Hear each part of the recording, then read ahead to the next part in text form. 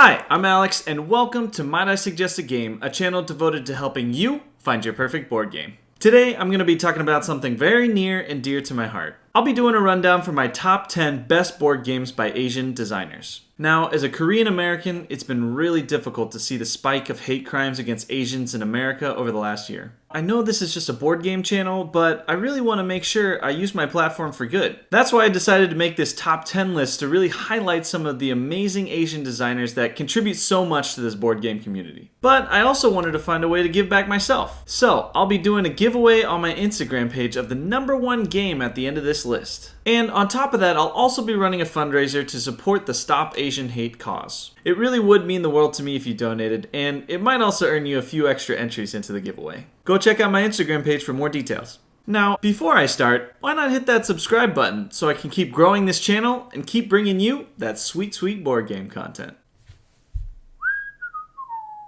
Anyways, without further ado, let's get to it. Here are my top 10 board games by Asian designers.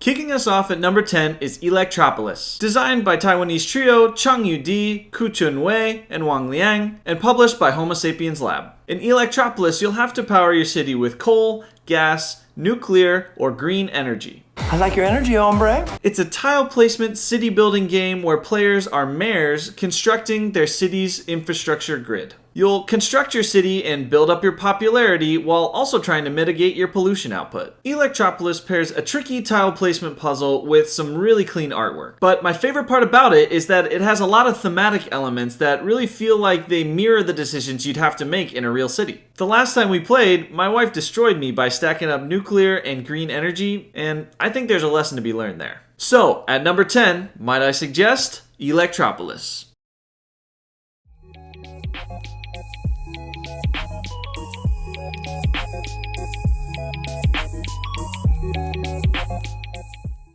Coming in at number 9 is My Story, another game by Homo Sapiens Labs, designed this time by graphic artist and game designer Smooks Chen. My Story is like if the game of life was a deck builder and actually good. Players will collect different resources to help them lead a balanced life, like money, health, and relationships.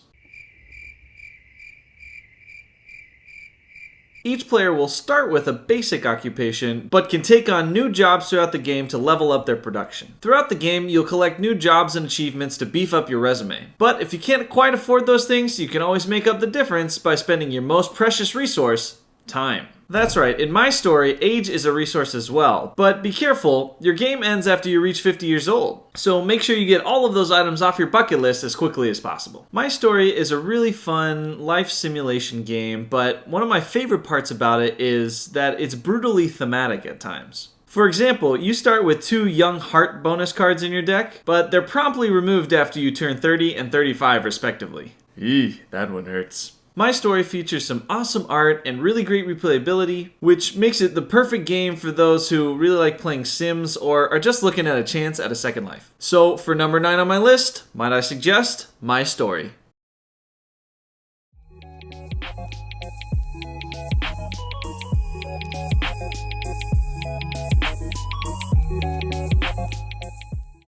Coming in at number 8, we have micro party game Durian, designed by Japanese designer Masato Yusugi. It's no secret that I'm a really big fan of this game, so if it's coming in at number 8, you know there must be some really awesome games at the top of this list. There's so many things to love about Durian: the awesome art, the affordable price tag, the ring and the bell, the call your opponents out on their BS. But if you really want to know more about Durian, check out my in-depth tasting notes here.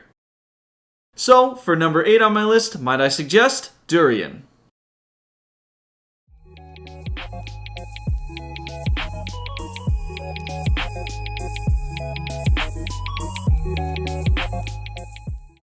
At number 7, we have Moonbase, a beautiful abstract game by Japanese abstract game legend Naotaka Shimamoto of Itten Games. Although he's probably best known for his more popular game Tokyo Highway, Shimamoto really outdid himself in this 2-player area-controlled duel. Players will take turns trying to find the perfect spot for their moon base by placing and stacking different rings on different sized craters on the surface of the moon. Moonbase showcases a perfect mix between area control strategy and dexterity game. I love that it felt like a back and forth game of 3D chess from start to finish.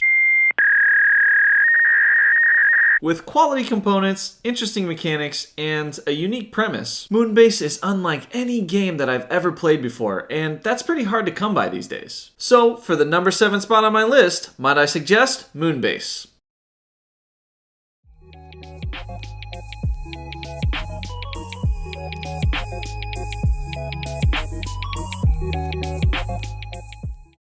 At number 6, I'm giving props to a lesser known game that I think deserves a lot more recognition. It's Fruit Picking, designed by Junichi Shinde and published by Korea Board Games. Fruit Picking is a fresh implementation of the classic Mancala mechanic, and it adds a little set collection twist that makes for a simple and easy game that's great for all ages. On your turn, you'll pick up fruit seeds and distribute them one by one, just like Mancala. But, just like in life, it's not where you start, it's where you end up. Oh, brother, this guy stinks! Depending on where you place your last seed, you can then buy cards of that type from the market, which will help you build sets and win the game. I really loved that Fruit Picking was so easy to pick up and really fun to play. Plus, it comes with a small children variant that simplifies it even more. Fruit Picking is a colorful game for all ages that just makes you want to play it over and over again. So, for number 6 on my list, might I suggest Fruit Picking.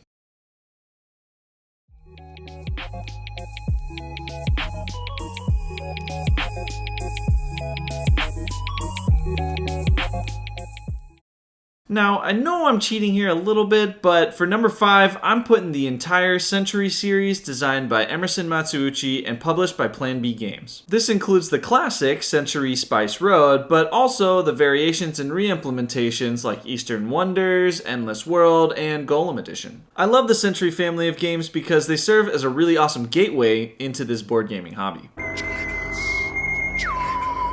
The different installments of the series implement some of the most common mechanics in modern board games, like card drafting, pick up and deliver, and worker placement. The components and art are great, and the gameplay is always really simple and straightforward, which makes for an awesome experience for gamers of all skill levels. I also really like how the games themselves can be combined to create a new challenge. It lets new gamers feel like they're leveling up in a way. This modular, choose-your-own-adventure aspect really seals the deal for me and solidifies the Century series as a top 5 candidate and a must-have for any collection. So at number 5, might I suggest the Century series.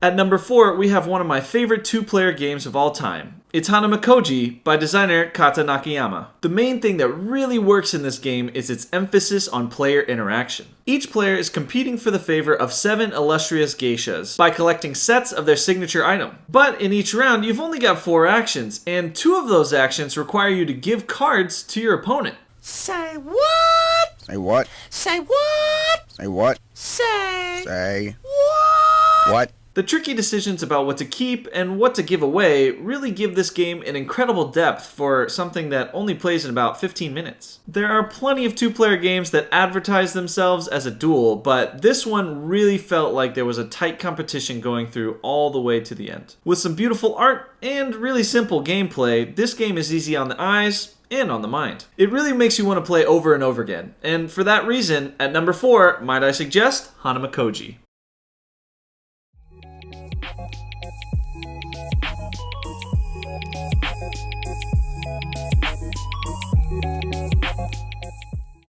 Now we're in the top 3, so you know these next ones are going to be real good. Let's do this, Leroy Dragons! At number 3, we've got Metro X, designed by Hisashi Hayashi and published here in the States by GameRight. Metro X is a flip and write game where players compete to fill out their subway systems in the most efficient way possible. I really love when a game can fit so much variation and strategy into such a simple concept, and Metro X is a shining example of that. All you really do is flip cards and fill out your board, but the amount of thinking and consideration that goes into every decision makes it feel like every move really matters. At the same time, time, the playtime is so short. I've never had a game go over 30 minutes, and the solo version is about half of that. So if you screw up and end up flaming out, you can just play again. This game is a perfect mix of skill and luck, it's light, it travels well, and it has endless variation that just makes you want to play this puzzle over and over again. So, at number 3, might I suggest Metro X.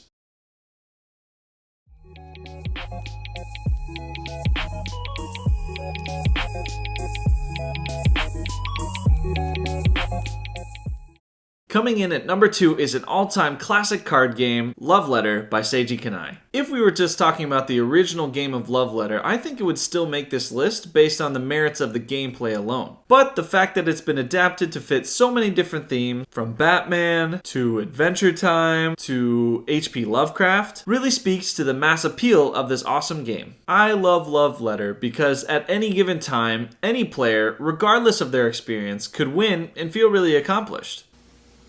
So you're telling me there's a chance?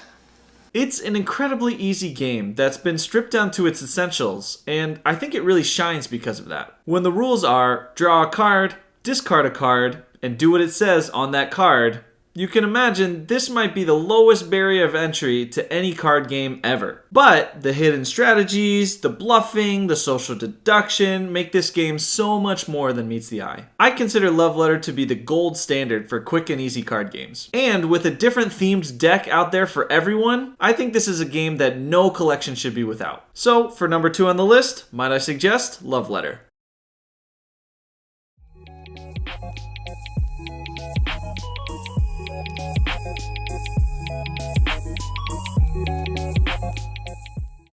And last but not least, the moment you've all been waiting for, coming in at number 1, it's Yokohama, another amazing title by Hisashi Hayashi. Can you tell I like that guy? Yokohama is truly a gamer's game, a medium to heavy Euro-style worker placement game that looks a little intimidating at first glance. But don't be fooled. Yokohama's core gameplay is surprisingly simple. Really, you just plan your actions a few turns ahead and then move around the board and try to complete those actions.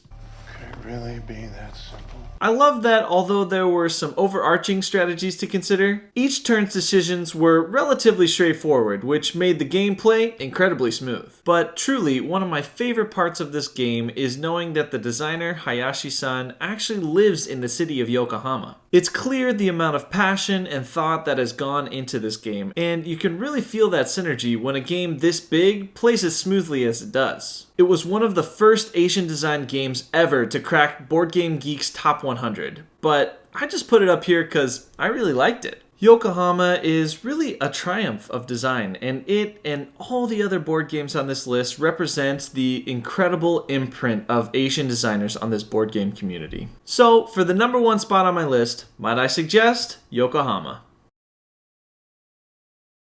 Thanks so much for sticking around to the end. I hope you enjoyed this top 10 list, and I hope you get to play some of these really awesome games. Again, if you want a chance to win my number 1 game, Yokohama, subscribe to this channel and check out my Instagram page for more details. And if you get a chance, please consider donating to the Stop Asian Hate fundraiser on my Instagram page. It means the world to me that you'd stand in solidarity with me and the rest of the Asian community during these difficult times. Thanks again for sticking around. I really appreciate every single one of you. Once again, this has been a Might I Suggest a Game production, and I'm Alex, your board game sommelier, signing off.